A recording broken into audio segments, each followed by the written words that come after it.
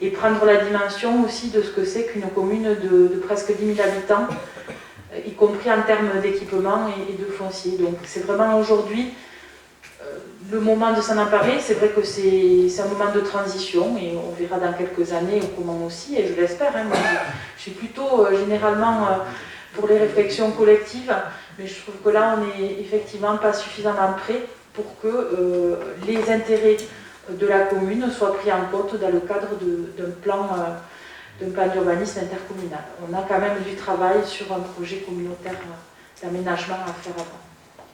On peut quand même remarquer que l'État propose ce transfert, mais il ne l'impose pas vraiment, parce que si vous voulez l'imposer vraiment, il mettrait d'autres conditions. 25% et 20%, c'est pas trop gros. Souvent, c'est 65% et 2 tiers plutôt. Donc, je pense qu'on est tous d'accord là-dessus. Hein. Donc, on peut passer au vote. Donc, qui est pour ce refus de transfert de la compétence donc. Merci, tout le monde suit. Reste le problème de l'acquisition d'une parcelle de 223 mètres carrés dans le cadre de la construction d'une station d'épuration.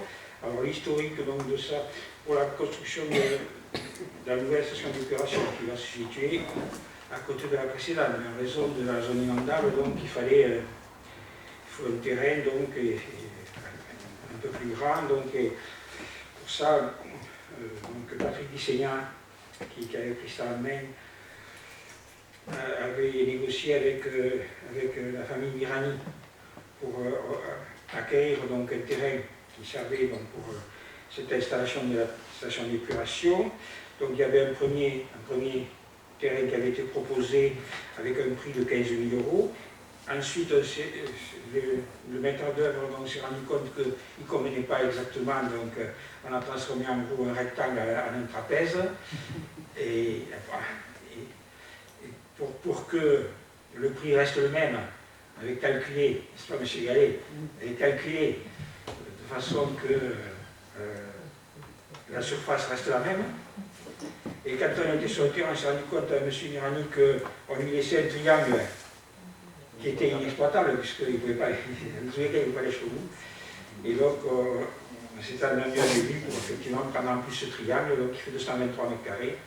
Et donc, on s'était entendu sur 15 000 €, et là, je vous propose donc de rajouter 800 €, c'est à peu près la même valeur au mètre carré que le terrain précédent. Je propose donc de fixer un prix de 15 800 € pour ce terrain qui devient à nouveau rectangulaire.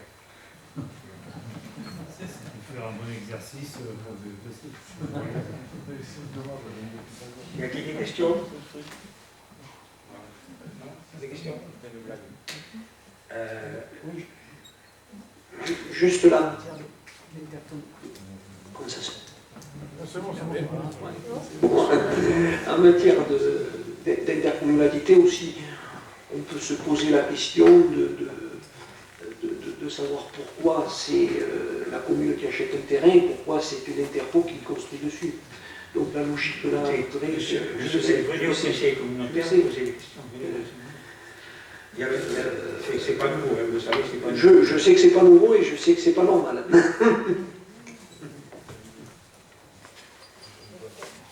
Et donc, ceci étant dit, qui est d'accord pour payer ces 15 800 € à M. Mirani, donc? Qui s'abstient? 2 abstentions.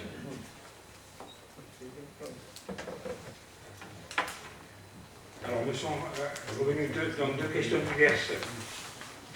Il y a des accueils de migrants dans la commune, donc non, pour l'instant, il n'y en a pas.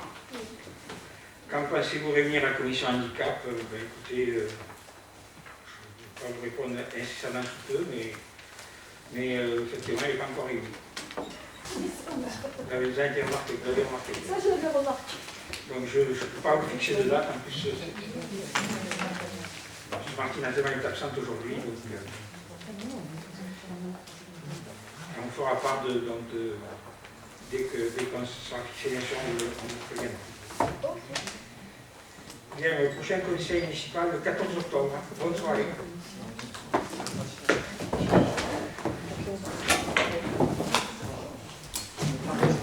Et signer, vous ne voulez pas le signer, c'est tout, c'est de la